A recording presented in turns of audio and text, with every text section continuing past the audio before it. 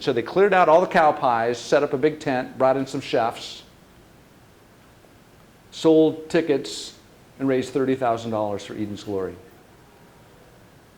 You know, nonprofits can't do what we need to do unless businesses are coming alongside and helping to make it happen.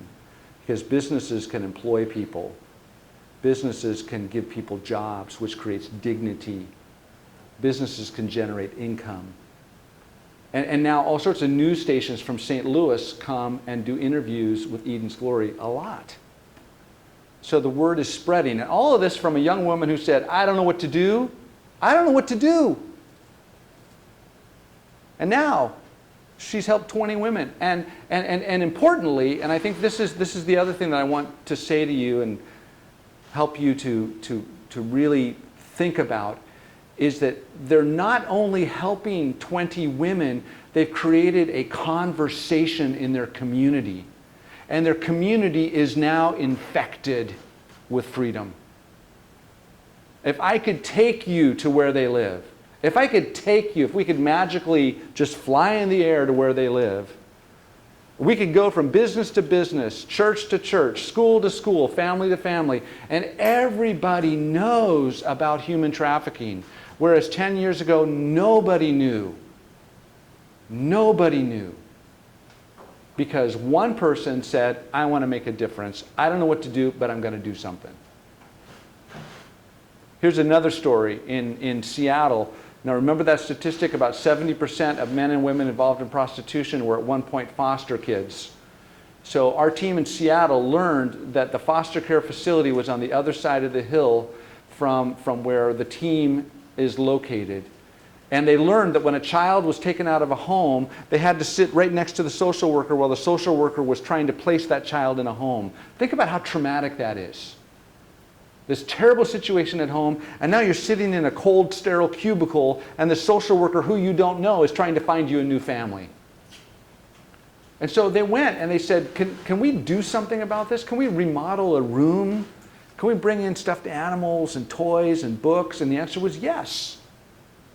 So this team got the money together and remodeled a room, and they also created a hotline so that when a child is taken out of a home and transported to the foster care facility, there's somebody there waiting to take that child into that room. And it's usually a retired person, a grandma, a grandpa that can love on that child.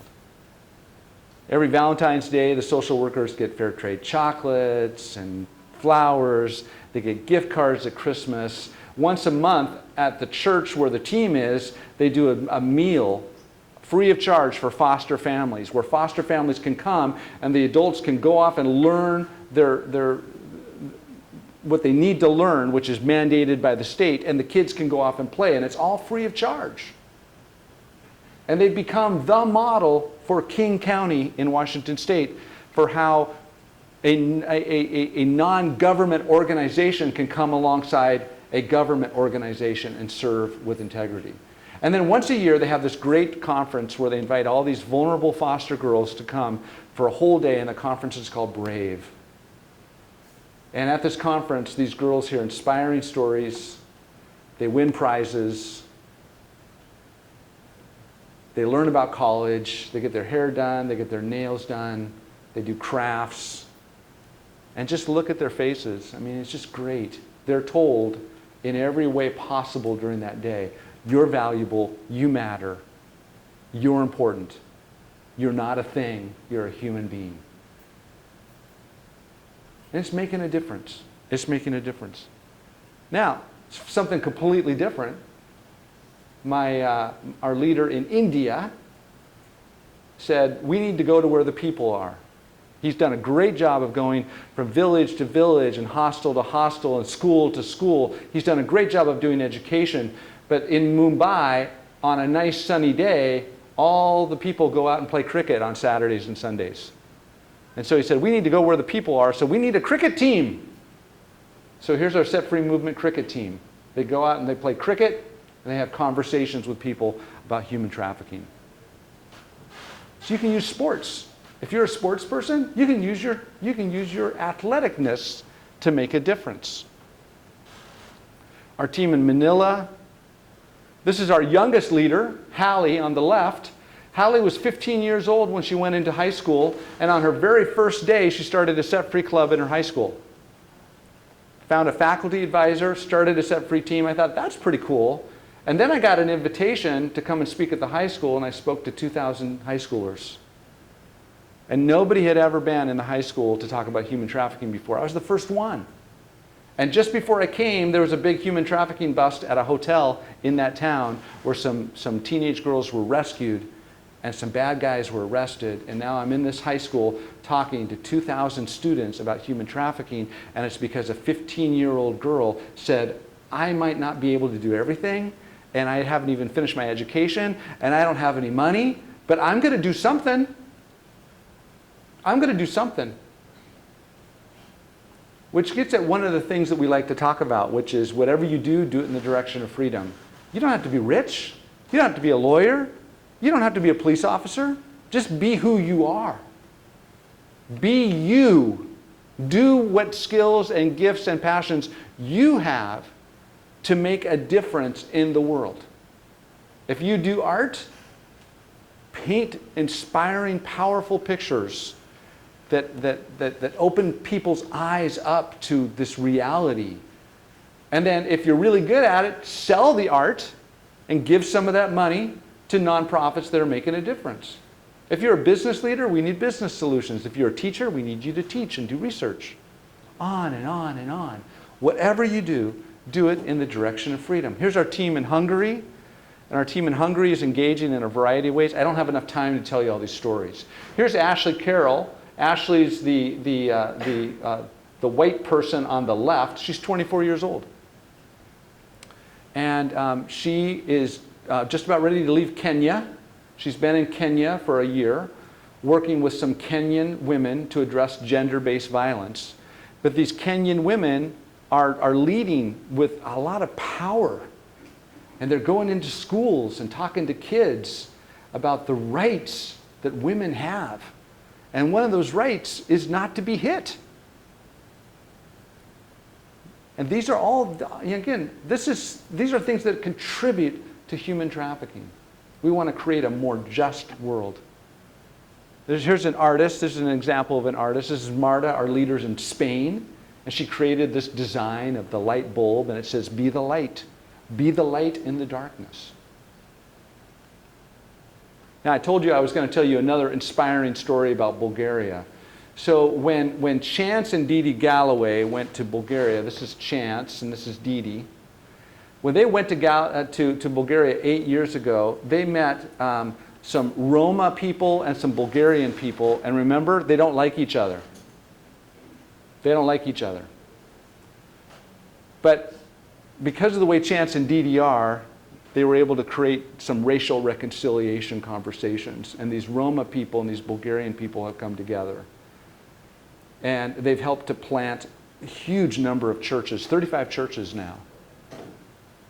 And create an agriculture project which just had its first harvest of potatoes and tomatoes. And they gave all the food away to the hungry. And they created the St. John's Home for vulnerable Roma girls. And I was there for the dedication, and that's the St. John's Home there in the background, right there. And this home was created to protect vulnerable Roma girls from being trafficked. And what's really cool about what's happening too is that, I told you that they've helped plant 35 churches, and in all of those communities, people are rising up and saying, we want to protect the vulnerable. So we've started 5, just in this area, we have 5 new set-free teams made up of Roma people who are incredibly vulnerable, poor, downtrodden, and they're rising up and saying, we want to protect our youth.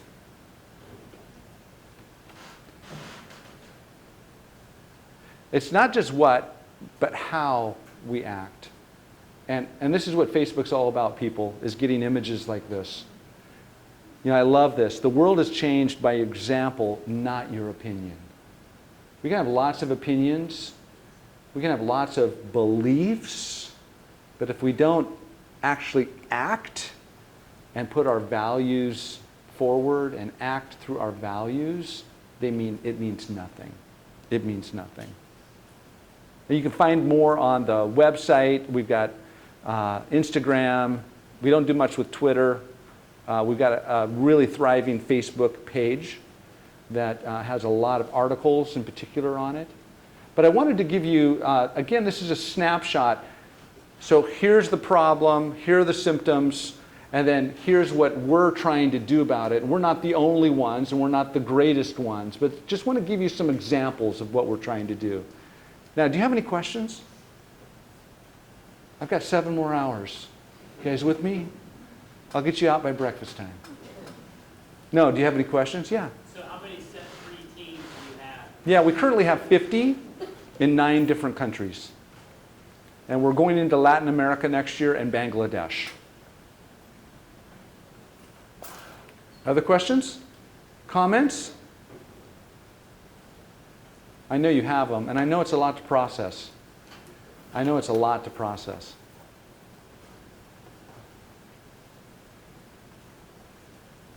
Yeah? What's your plan going on? Like going on from here? I know it's the movement dress for freedom, but can you elaborate a little bit more on that?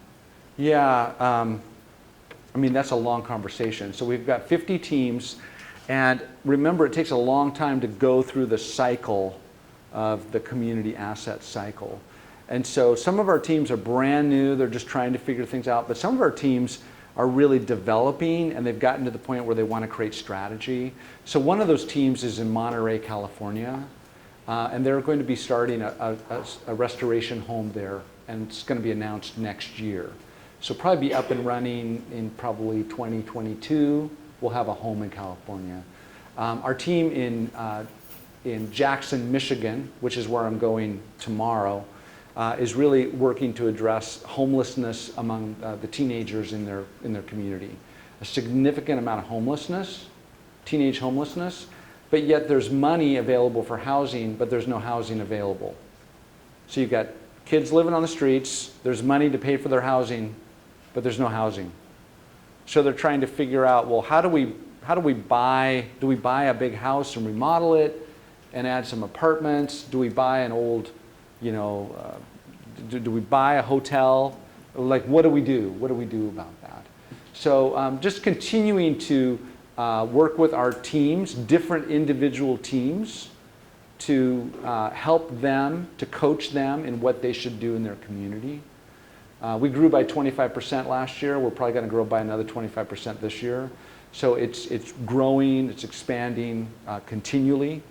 And so trying to figure out how to make that sustainable and effective is a constant challenge. It's a constant, everyday challenge. And you can find out more by going to the website. I mean, there's all sorts of information. There's stuff you can download on the website as well. Any other questions?